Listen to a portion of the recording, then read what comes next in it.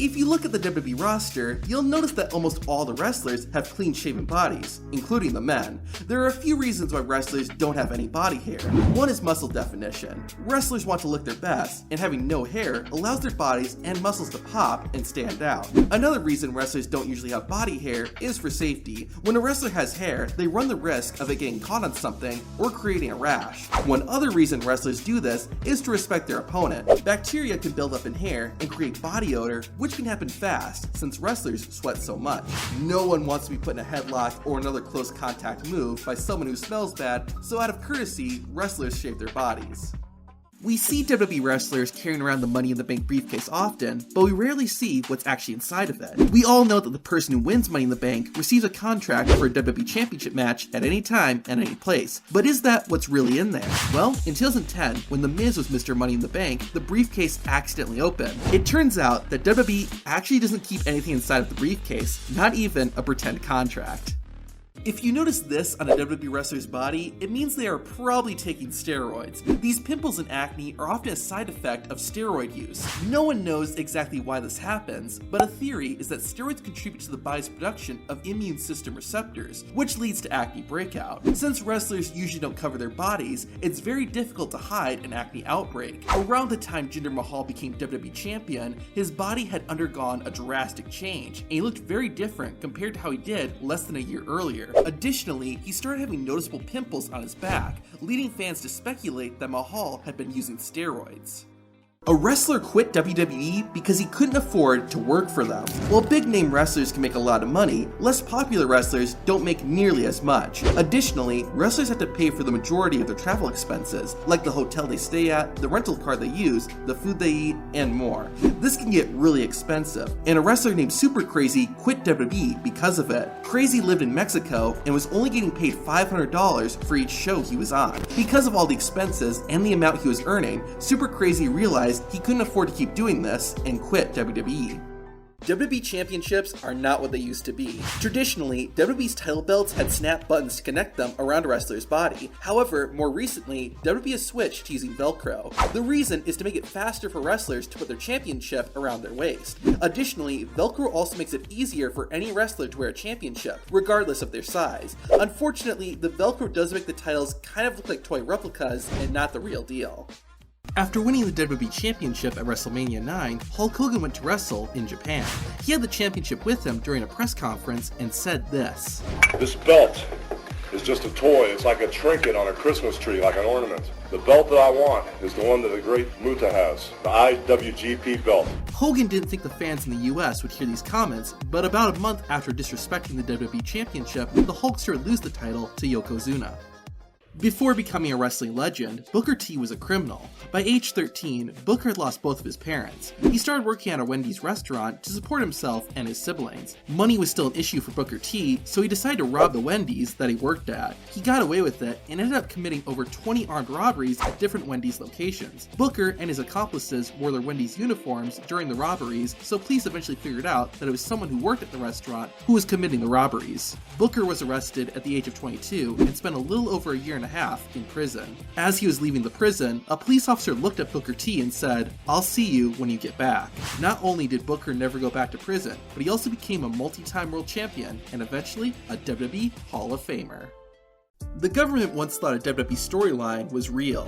In 2020, the US federal government was working on a series of public service announcements that would educate citizens about the COVID-19 pandemic. They wanted to include celebrities to help promote the message, and one person being considered was Ronda Rousey. However, the government wasn't sure about including her for a few reasons. One of them was because they believed that Rousey was arrested at a WWE event in 2019. The incident happened on Monday Night Raw when Ronda Rousey, along with Becky Lynch and Charlotte Flair, were arrested when they got into a fight. The entire thing was part of a storyline, and no one was actually arrested. In October 2021, Big E appeared on the radio show Breakfast Club. While talking, Big E said this. There's a certain level of trust you have with someone and what we do, because it is entertainment, and I have to trust that you're not going to dump me on my head and break my neck. A little over 4 months after saying this, Big E would be dropped on his head and break his neck after taking a belly-to-belly suplex from an opponent. Thankfully, Big E's spinal cord was not damaged and he would not need surgery. Becky Lynch and Seth Rollins bring their 1-year-old daughter with them everywhere they go, including WWE shows. Becky revealed in an interview that during an episode of Monday Night Raw, she opened the show, then went backstage, put her daughter to bed, and then went and did guest commentary. Lynch also said that while it is tough traveling with a baby, it makes everything more rewarding and fulfilling. A WWE fan was tricked into selling his home. Someone made a fake online account pretending to be WWE star Liv Morgan. The imposter contacted a Liv Morgan fan and claimed she needed money. The fan thought it was real, and he ended up selling his house. After that, the fan messaged the real Liv Morgan, where he sadly found out that he had been tricked and had lost everything to a scammer. When Hulk Hogan was becoming popular in the 1980s, his manager, Jimmy Hart, suggested he wear red and yellow. When Hogan asked why, Hart said those were the same colors as the McDonald's restaurants, and they were all over America. Hogan agreed, and he soon became known as the Real American. One of WWE's most iconic events, the Royal Rumble, almost never happened. The idea of the Royal Rumble match was first pitched in the 1980s by Vince McMahon's right-hand man, Pat Patterson. McMahon hated the idea and called the match stupid. Later, WWE needed an idea for a special show that would air on NBC. McMahon jokingly told Pat Patterson to share his Royal Rumble idea with the NBC executive, Dick Ebersol. To Vince's surprise, Ebersol loved the idea, and the first Royal Rumble match was held in 1988. Fans loved it as well, and the Royal Rumble became a yearly event. After AJ Styles won the WWE Championship, Vince McMahon told him, "I wish I hired you 10 years ago." A Reddit user named Dat Zookman theorized that this is more than just a compliment. Since making his WWE debut in 2016, Styles has had matches with Randy Orton, The Undertaker, Edge, and John Cena. If AJ was part of WWE in 2006, these are the people he likely would have been feuding with. Perhaps Vince McMahon is trying to make up for lost time by having AJ Styles compete with these men now. WWE Hall of Famer Sting nearly died in 1997. On Monday Night Nitro, Sting rappelled from the rafters for the very first time. Moments before that happened, Sting was told to step over the railing and be prepared to jump down. Just then, the stunt crew realized that Sting's gear was on backward and they had to fix the rope while Sting was standing on the edge. The icon revealed in an interview that had he jumped, he would have fallen to his death.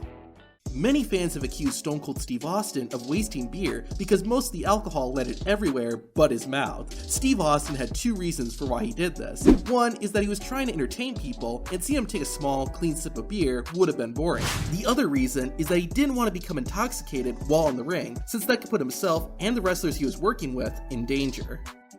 The police report for Owen Hart's death has some bizarre and disturbing details. In one of the documents, a woman named Sharon Kennedy, who was in the crowd the night Hart died, contacted the police. She says that she saw another woman at the show who was using binoculars the entire evening and was watching the catwalk at the top of the arena, the area where Owen Hart fell from. According to Sharon Kennedy, after Owen Hart fell, the woman with the binoculars said he did not fall accidentally, someone pushed him. Additionally, before Owen Hart's fall, Kennedy says that the woman was talking and believes that she knew that Owen Hart was up there and even described the costume he was wearing. What makes this strange is that WWE did not tell fans that Owen Hart was supposed to descend from the rafters.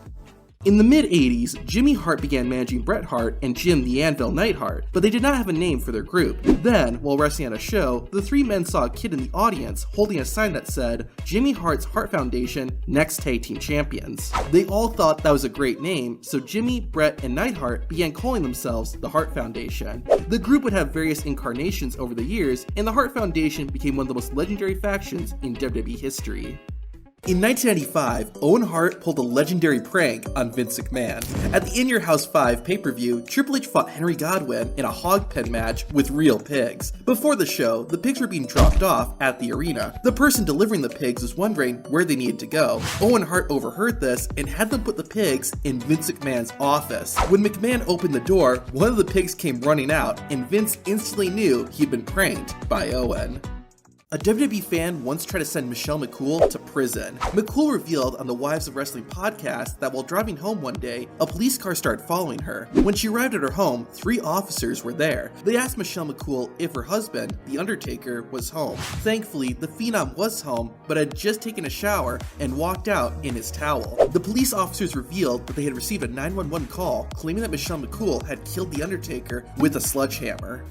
Did WWE lie about receiving terroristic threats? When the Gulf War began in the early 90s, WWE is said to have one of its most patriotic wrestlers, Sergeant Slaughter, become a villain by being an Iraqi sympathizer. Slaughter eventually began feuding with Hulk Hogan, leading to a WWE Championship match at WrestleMania 7. The event was held in the Los Angeles Sports Arena, but was originally planned to be held in the Los Angeles Memorial Coliseum. WWE has said that the reason for the change was because they were receiving bomb threats from people who were mad that Sergeant Slaughter was supporting Iraq. It is true that in real life, Sergeant Slaughter was receiving threats from fans. However, some people think the claims of bomb threats were made up. Supposedly, the real reason WWE switched from the 100,000 seat Coliseum to the 16,000 seat arena was that they were having trouble selling tickets. Instead of performing in a mostly empty venue, the company decided to downsize. To avoid admitting they couldn't sell tickets, WWE said it was due to safety. The other part that makes WWE's claim hard to believe is that this would mean that patriotic Americans want to bomb their own country.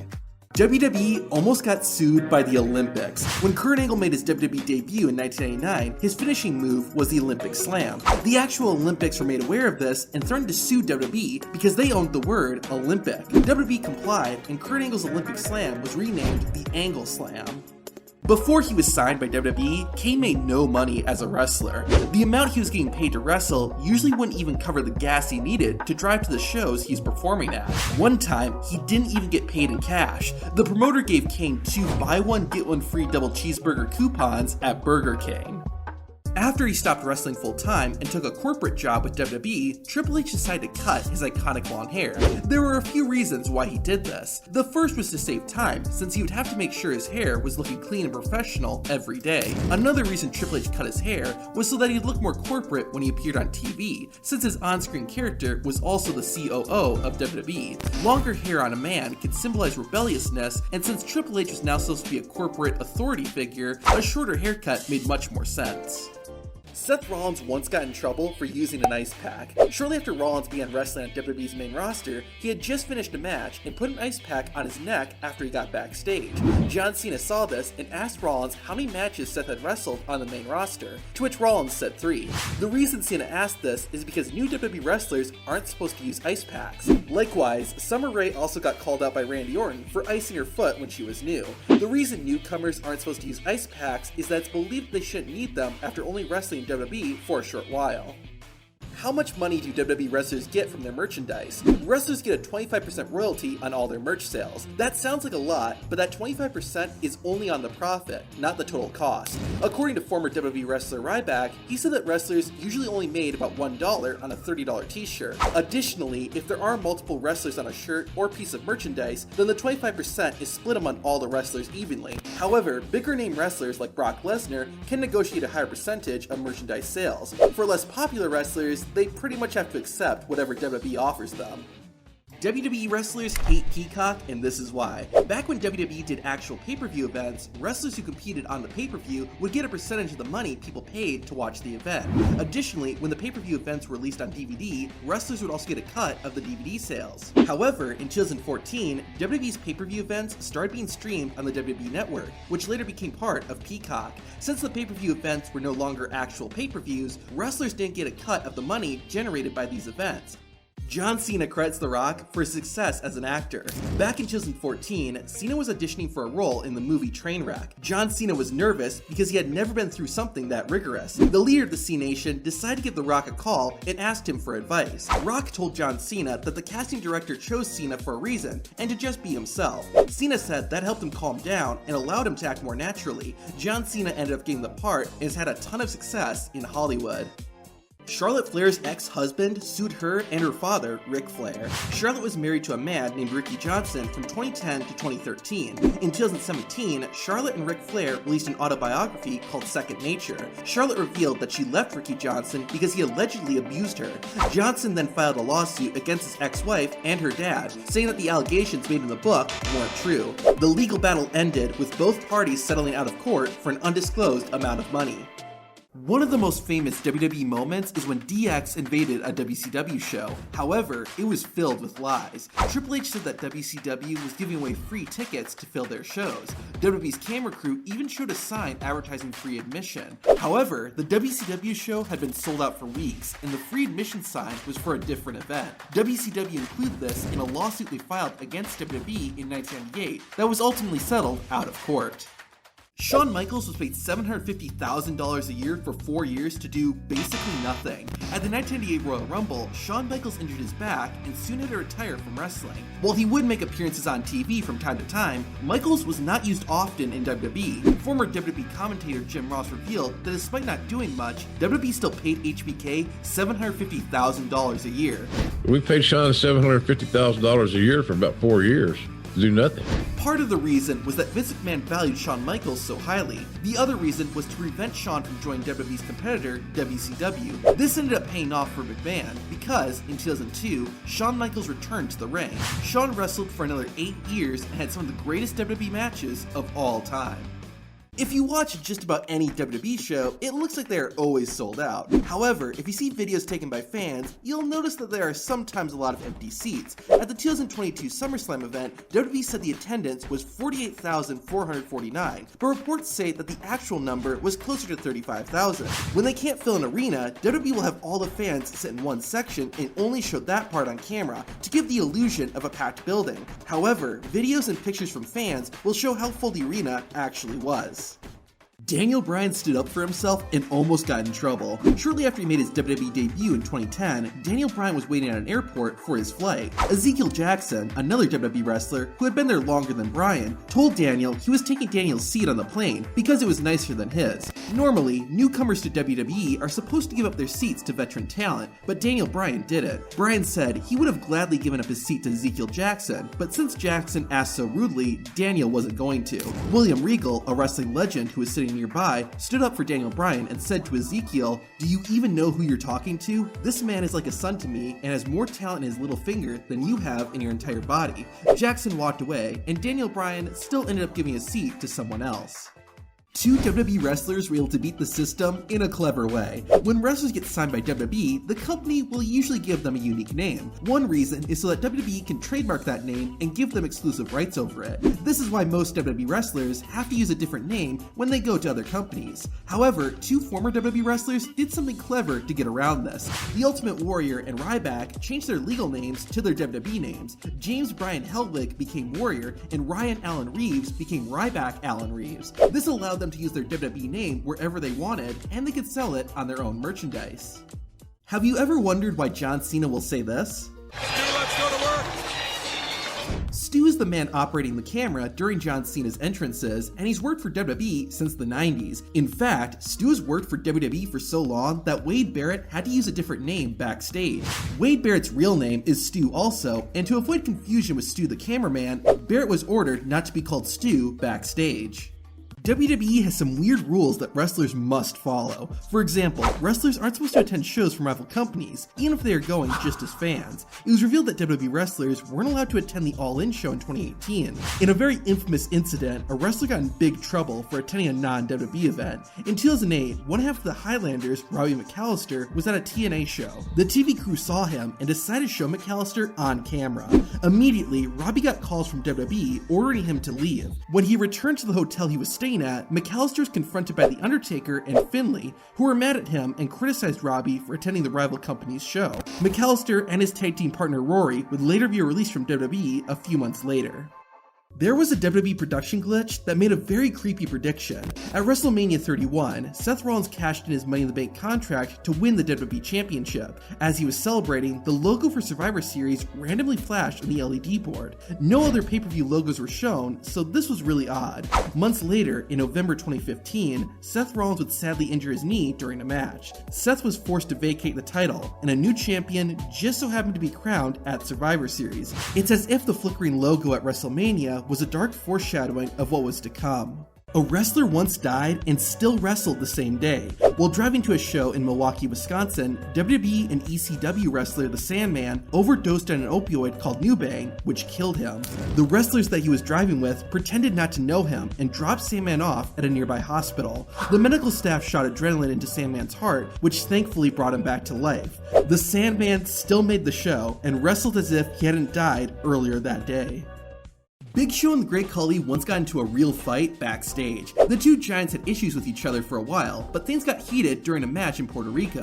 During the show, Khali gave his opponent a huge chop across the chest, which was Big Show's signature move. After the match, Big Show confronted Khali backstage about using his move. They got into an argument, leading to Big Show punching Khali in the face. The Indian native fought back, and soon a real fight between the WWE wrestlers broke out. In the chaos, Big Show tripped over a chair and fell to the ground. Khali stood on top of him, and the fight came to an end. Big Show was later forced to apologize for throwing the first punch, which the Great Khali accepted. WWE paid Dean Ambrose a ridiculously low amount of money for his final match. In April 2019, WWE held a special event called the Shield's Final Chapter. In the main event, Ambrose teamed with Seth Rollins and Roman Reigns one final time. Despite this being a pretty big match, Ambrose was only paid $500. To put it in perspective, that's the same amount of money wrestlers will make just to show up at a WWE event. If you look at WWE wrestlers' chests, they appear to separate and leave a larger and larger gap as they continue to wrestle. Why is this? Part of it is due to all the abuse wrestlers take over the years, but there's more to it. For example, Kofi Kingston has a genetic issue where his pectoral muscles connect from the sides of his sternum, rather than the center. This, and all the punishment his body has taken over the years, has caused his chest to separate. Scott Steiner is another wrestler with a noticeable gap in his pectoral muscles. This was partially due to a bad accident Steiner suffered in the ring. While wrestling a match, Scott Steiner got kicked in the throat, which caused internal bleeding. Surgeons had to cut part of his chest, but this left a large gap in between Scott Steiner's pectoral muscles.